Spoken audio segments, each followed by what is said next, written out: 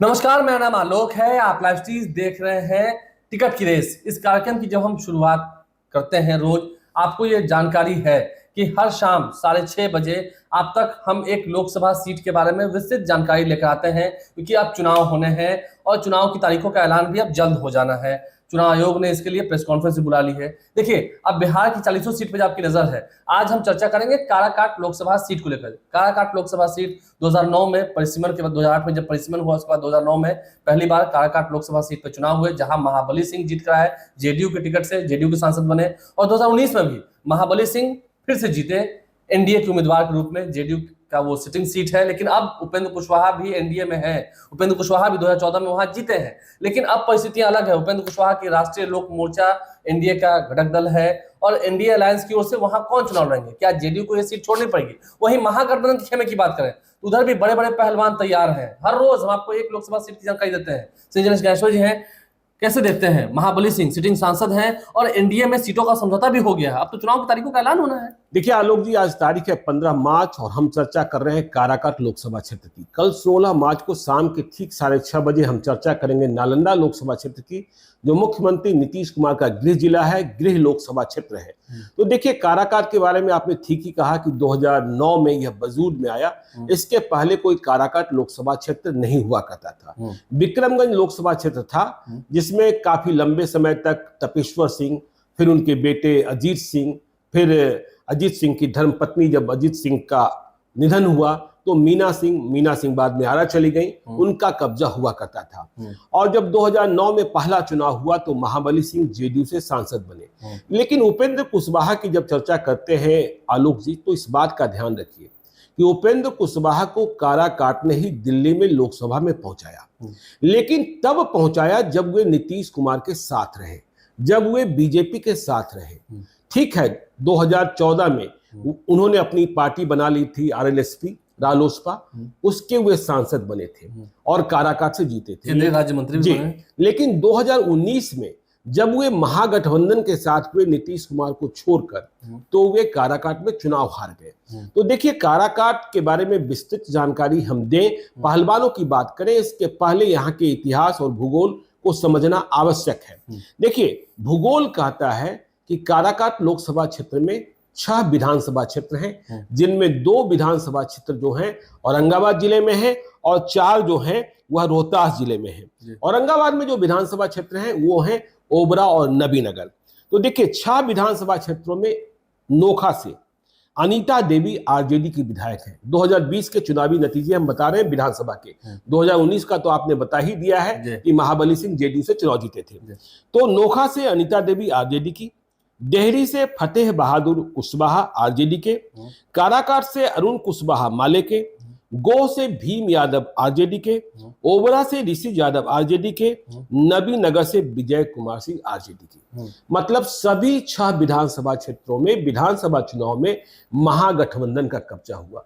तो महाबली सिंह भले 2019 में सांसद बन गए, लेकिन इतना प्रभाव नहीं बना पाए कि 2020 के विधानसभा चुनाव में वह किसी भी एक विधानसभा क्षेत्र में बीजेपी और जेडीयू के उम्मीदवार को जीत दिला पाते। तो यह समझने की बात है। लेकिन 2019 के लोकसभा चुनाव में यदि हम एक विधानसभा क्षेत्र को छोड़ दें, गोह, वहां उपेंद्र कुशवाहा आगे हो गए थे महागठबंधन के उम्मीदवार होने के बावजूद। लेकिन 5 विधानसभा क्षेत्रों में जेडीयू के उम्मीदवार महाबली सिंह को लीड मिली थी, जिन्होंने उपेंद्र कुशवाहा को चुनाव हराया था। तो लीड कितने की थी?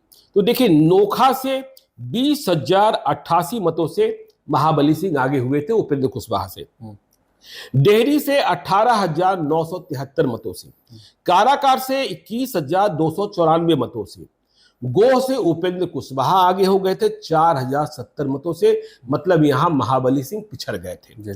ओबरा से 2,796 मतों से और नबीनगर से 25,562 मतों से। तो देखिए, इतिहास तो आपने बता ही दिया कि 2009 में महाबली सिंह जेडीयू के एमपी बने, 2014 में उपेंद्र कुशवाहा आरएलएसपी के एनडीए अलायंस के हिस्सा थे और 2019 में महाबली सिंह। ठीक है, तो देखिए, अब यदि यहां जातीय समीकरण की बात करेंगे, जो हम बार बार हर एपिसोड में बताते हैं, हम जात की गिनती नहीं करते हैं, हम वोटर्स लिस्ट के हिसाब से टाइटल से सरनेम से संख्या बताते हैं। तो देखिए, काराकाट में सिंह उपनाम वाले लोग 4,75,613 है। लेकिन इसका आशय ये नहीं है कि सिंह उपनाम वाले लोग सिर्फ राजपूत या भूमियार हैं। यहां सिंह उपनाम कुशवाहा जाति के लोग भी रखते हैं, क्योंकि कुशवाहा जाति का दबदबा है, और कुशवाहा जाति के लोग भी रखते हैं, यादव भी रखते हैं, और हमने यह भी देखा कि कुर्मी भी रखते हैं।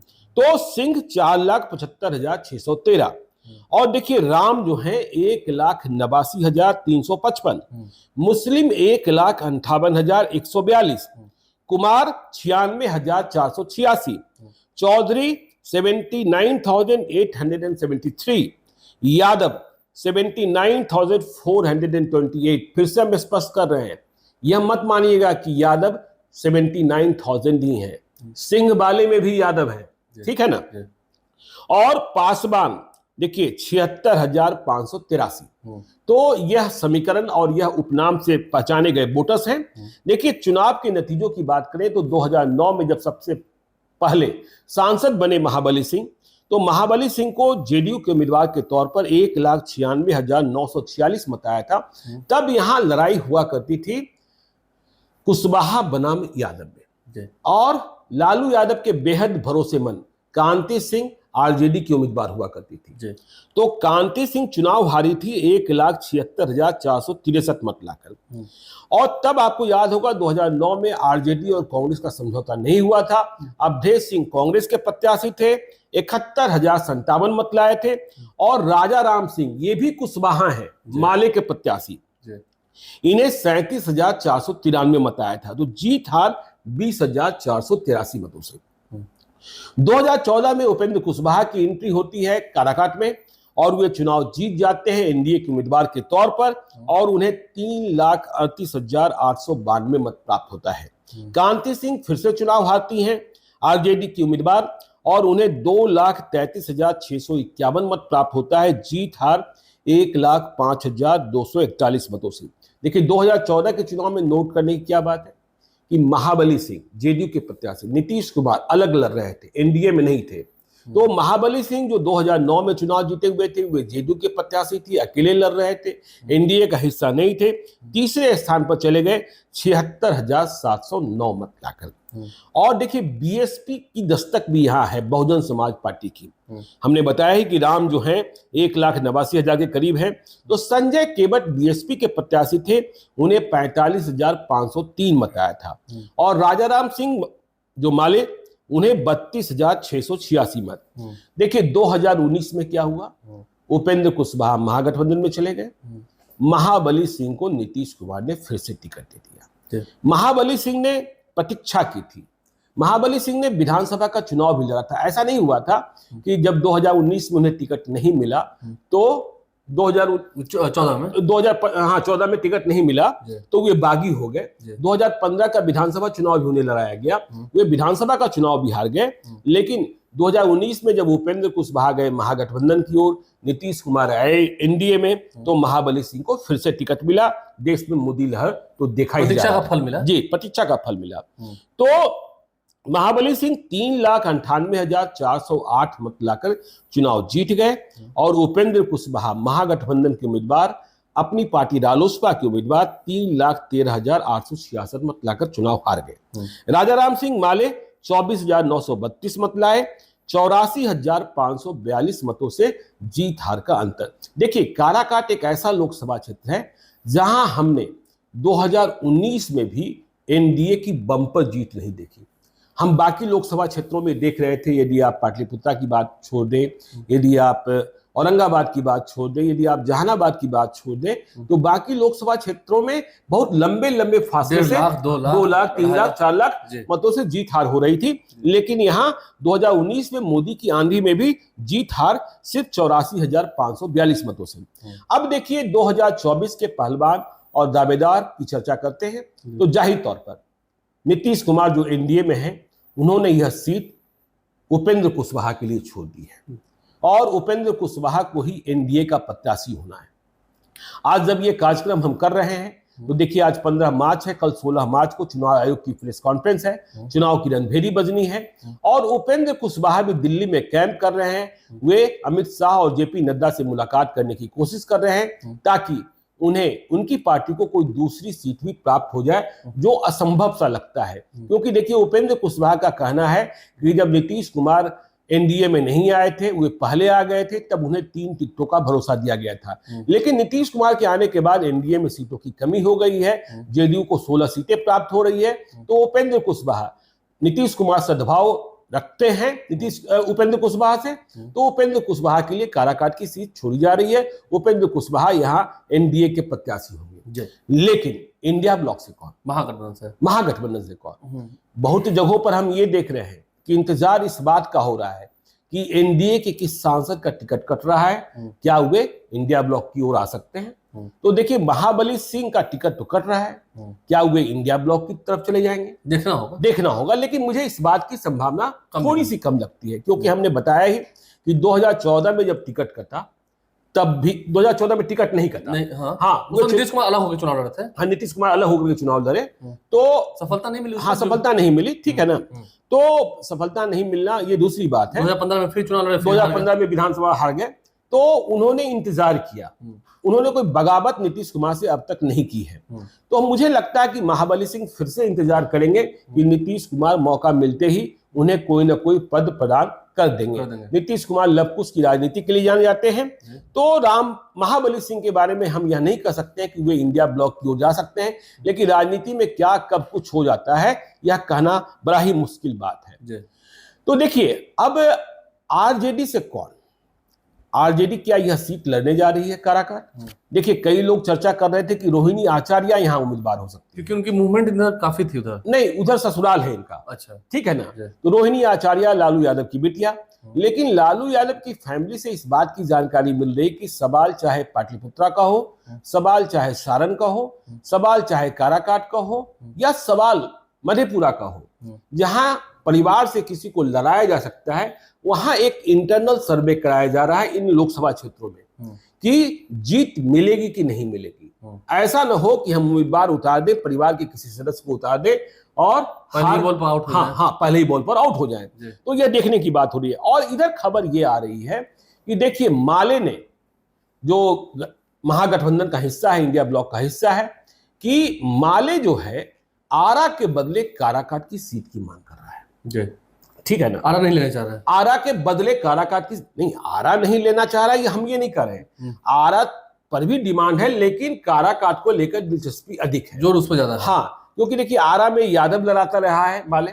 अब शशि यादव को माले ने एमएलसी बनाया, तो अब दूसरे यादव को भी माले चुनाव लड़ाएगा, इसकी संभावना कम लगती है। वैसे भी देखिए जब बात हो रही है सिवान में, तो वहां अमरनाथ यादव का नाम आ रहा है। सिवान की सीट भी माले के खाते में जा रही है, तो अमरनाथ यादव भी चुनाव लड़ेंगे, आरा में राजू यादव भी चुनाव लड़ेंगे, एमएलसी भी शशि यादव बनेगी। तो ये मालिक का जो स्वरूप है वह बिगड़ेगा। तो खबर यह है कि जिस राजा राम सिंह के बारे में हम बात कर रहे थे, जाति से कुशवाहा, जो पिछला 3 लोकसभा चुनाव हारे हैं, उन्हें यहां माले उम्मीदवार बना सकता है महागठबंधन से, इंडिया ब्लॉक से।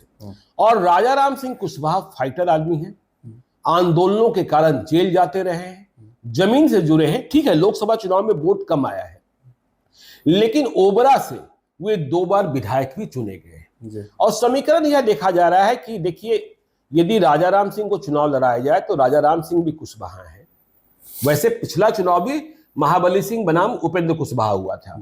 तो राजा राम सिंह के साथ गरीब गुरबे का वोट, यादव मुसलमान का वोट, कुशवाहा का वोट, तो फाइट ठीक से हो सकती है। लेकिन यदि हम महागठबंधन में आरजेडी की और बात कर ले, तो देखिए जो नबीनगर के विधायक हैं विजय कुमार सिंह उर्फ डब्लू सिंह, वे भी चुनाव लड़ने को इच्छुक हैं। और उन्होंने तेजस्वी यादव से कहा है कि मुझे मौका दीजिए, मैं उपेंद्र कुशवाहा को चुनाव हरा दूंगा। ठीक है, मजबूत आदमी है, साधन संपन्न है, राजपूत हैं, और नबीनगर विधानसभा क्षेत्र भी काराकाट लोकसभा क्षेत्र का ही हिस्सा है, जो औरंगाबाद जिले में है। तो वे भी लड़ना चाहते। बीच में खबर यह भी आती रही कि जो भोजपुरी फिल्मों के सुपरस्टार है पवन सिंह, वे भी काराकाट को लेकर तेजस्वी यादव के संपर्क में आ रहे हैं, लेकिन हाँ इच्छुक थे। लेकिन अब पवन सिंह ने स्पष्ट कर दिया है कि वे आरजेडी के सिंबल पर कहीं चुनाव नहीं लड़ेंगे।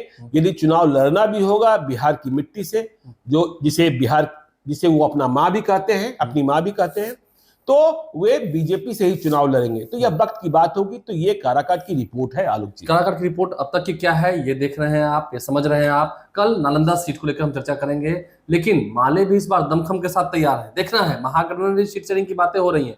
सीट शेयरिंग की बातें कब तक फाइनल हो जाते हैं, क्योंकि एनडीए में तो सीट शेयरिंग की बातें हुई भी है, लगभग फाइनल हो भी गई है। अगर एक मुकेश सहनी को फिलहाल छोड़ दें तो देखना होगा आगे क्या होता है। हमारे चैनल को सब्सक्राइब कर लें, साथ साथ फेसबुक पेज भी लाइक करें।